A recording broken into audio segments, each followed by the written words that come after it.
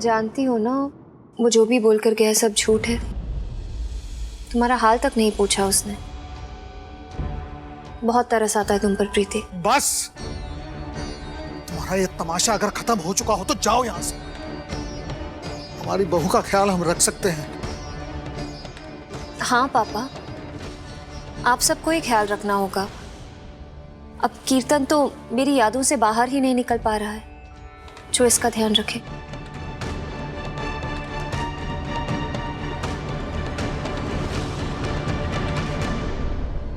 तुम्हें किसी भी चीज की जरूरत हो ना, मुझसे मांग लेना। वैसे भी बिना मांगे तुम्हें इतना कुछ तो दे ही दिया है। अपनी शादी का मंडप, पति, मेरे इन लॉज। अब सोचो, अगर मांगूंगी तो मैं क्या क्या दे दूंगी तुम्हें। तुम्हारा पति तो तुम्हारा ध्यान रखता नहीं है। आई गेस मैं तुम्हारा थोड़ा ध्यान तो रख ही सकती हूँ ना। Take care of yourself. हाँ, चलती हूँ मम्मी।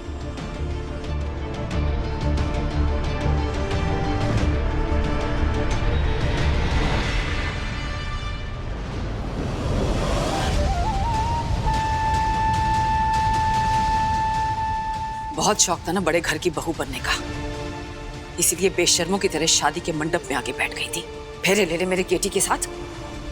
तुम्हारे स्वार्थ ने तुमसे ये मौके का फायदा तो उठवा ही लिया, जबरदस्ती बीवी का टैग भी ले लिया, लेकिन प्यार तो जबरदस्ती नहीं लिया जा सकता ना।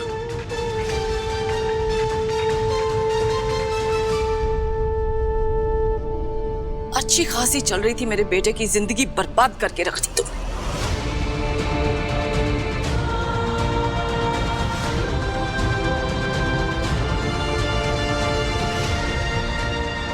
I love प्रीति। वैसे भी बिना मांगे तुम्हें इतना कुछ तो दे ही तुम्हारे दिया है। स्वार्थ ने तुमसे ये मौके का फायदा तो उठवा ही लिया, अपनी शादी का मंडप, जबरदस्ती बीवी का टैग भी ले लिया, पति, मेरे इन लॉज। लेकिन प्यार तो जबरदस्ती नहीं लिया जा सकता। अब सोचो, अगर मांगूंगी तो मैं क्या क्या दे दूंगी तुम्हें। लेकिन प्यार तो जबरदस्ती नहीं लिया जा सकता।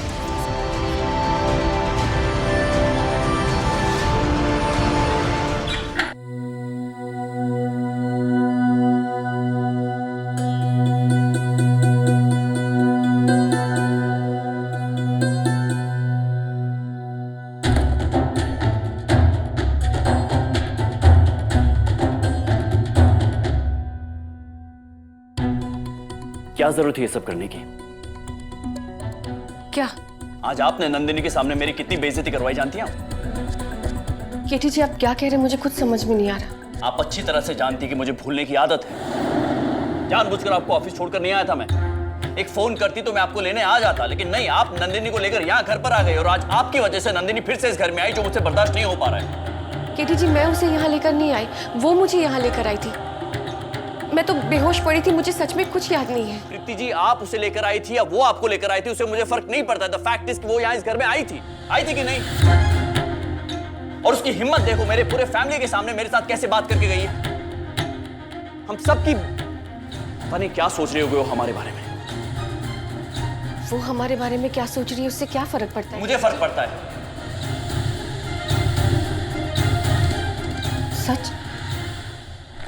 आपको फर्क पड़ता है? नहीं, मतलब नंदिनी आपके बारे में क्या सोचती है, आपको फर्क पड़ता है ना? आप नहीं समझेंगे।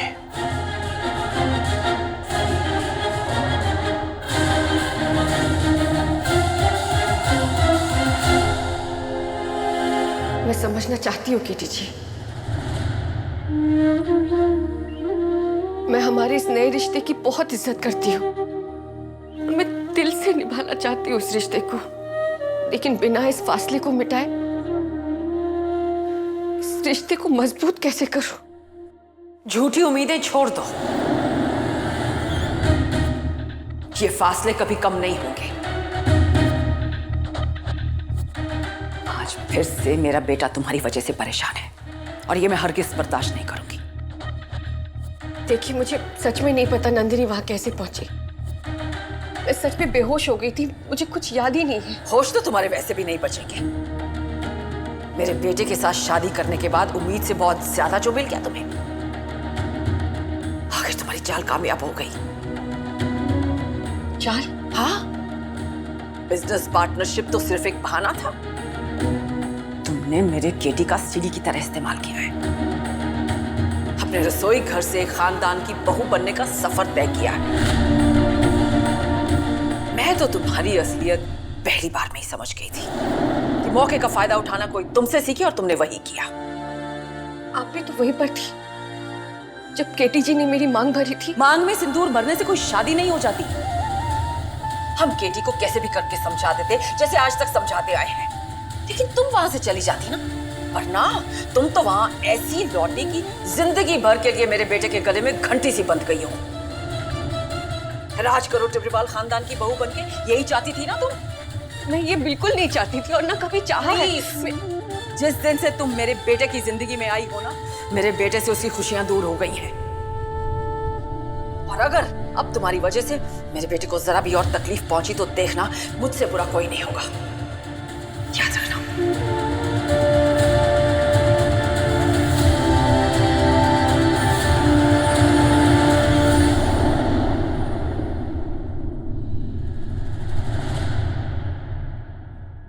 बहू,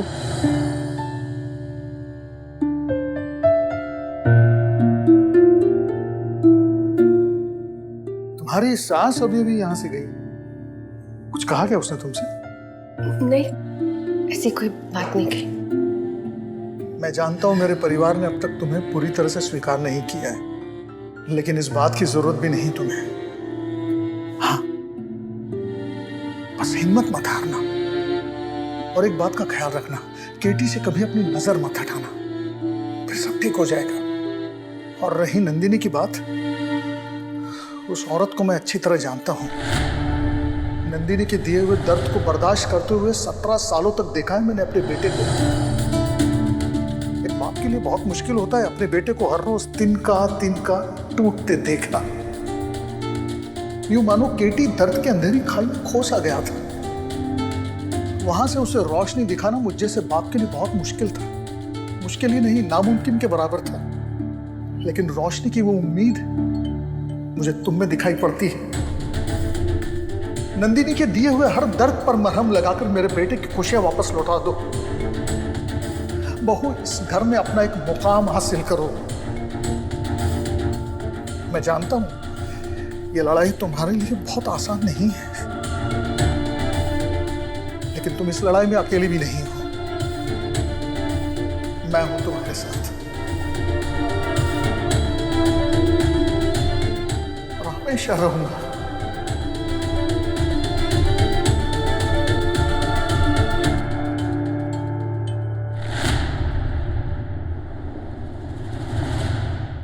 जैसा है कोई एक तारा दूं, जैसा है कोई एक तारा।